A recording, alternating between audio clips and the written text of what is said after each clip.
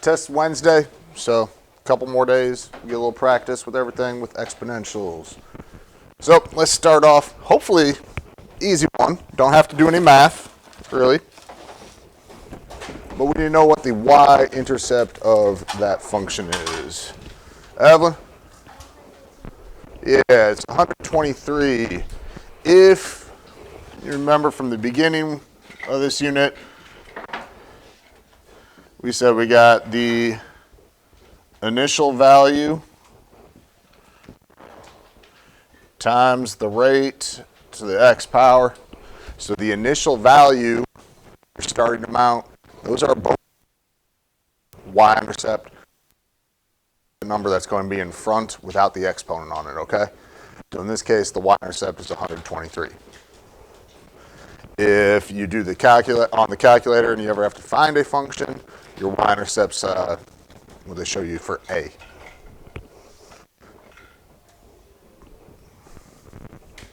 All right, so we got bears in the forest.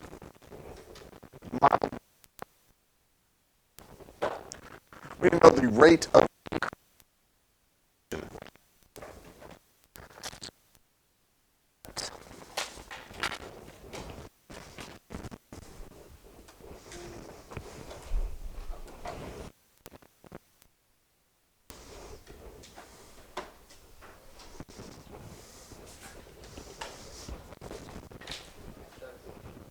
yeah, 7.5 is correct.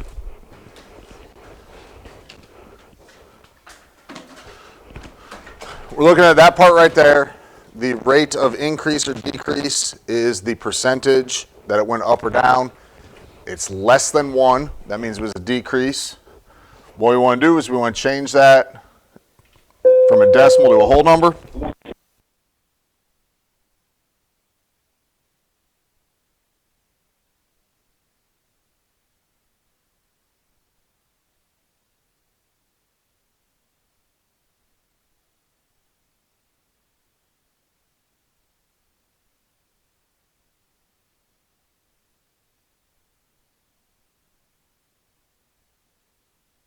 So once you change it from a decimal to a whole number, we get 92.5. You just move the decimal 2 spots to the right.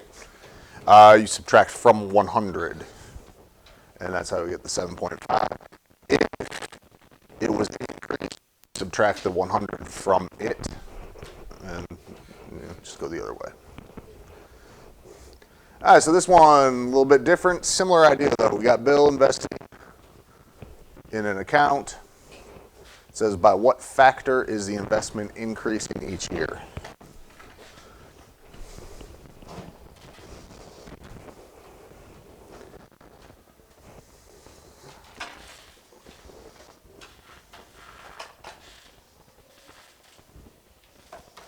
So who's got the factor?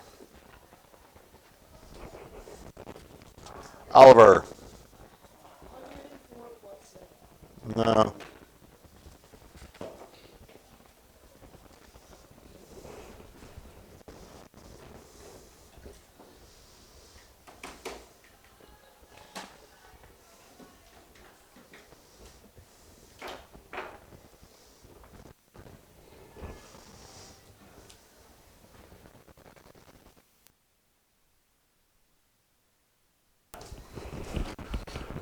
It's asking for the factor. It's asking what's going to be going in the parentheses.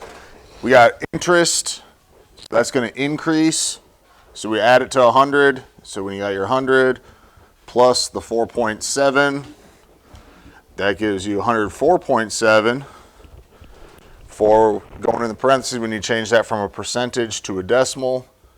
So we get 1.047. Any questions on that? So if it asks you for the factor, that's asking for the decimal. If it asks you for the rate, that's asking like for the percentage. Okay. We need a function for this table here. So go ahead and find the exponential function that would match the bacteria growth shown on that table.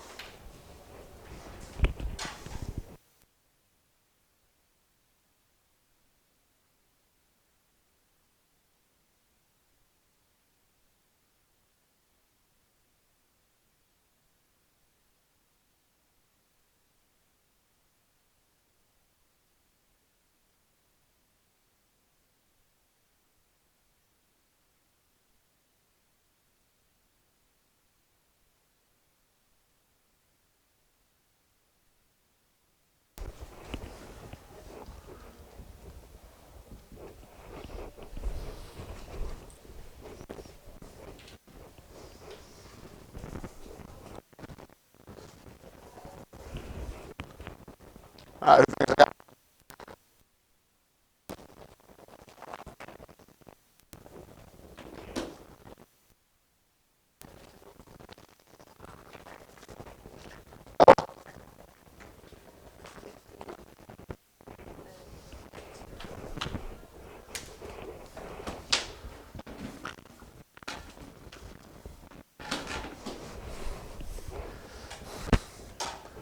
a couple different ways you can do this.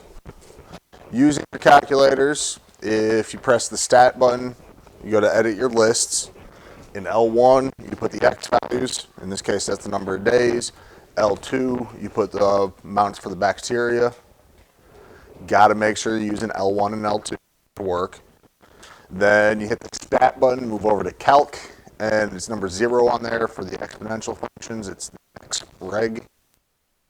The A value, B value. The A is your y-intercept right there in front.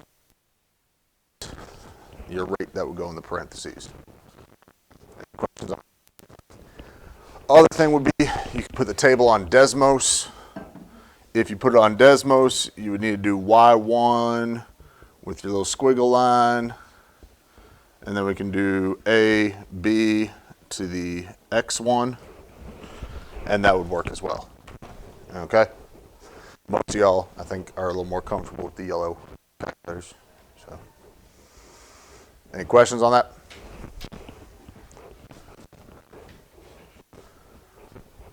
All right, average rate of change then. The average rate of change for that function over the interval from -2 to +2.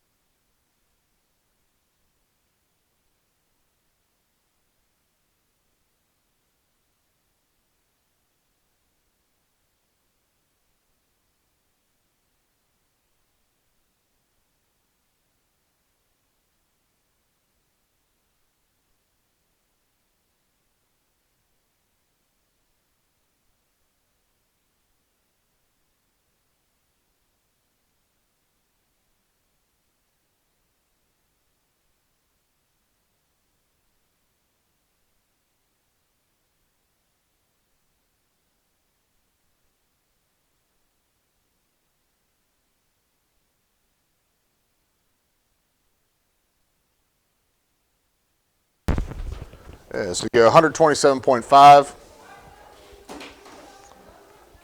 All right, so it's asking for the interval. In the brackets there, we got -2 and a +2. Those are X values. So you'd have 32 times 4 to the -2. That was 2. You got 32 times 4 to the +2. And that's 512. So you plug in the two X values. And then you find the slope. Average rate of change is slope. So it's change in Y over change in X. Our Y values are going from 2 to 512. X values go from -2 to +2. So that's 510 over 4, which when you do the division is 127.5. Any questions on that? There's a few like that where it's asking for average rate of change with exponential functions. That's all you're doing. Plug it in, find the slope. Change in Y over change in X.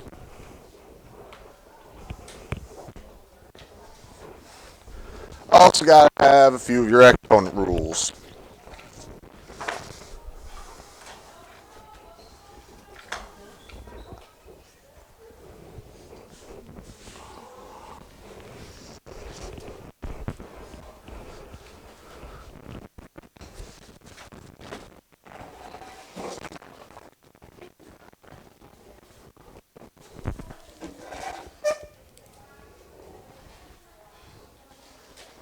Now, cell.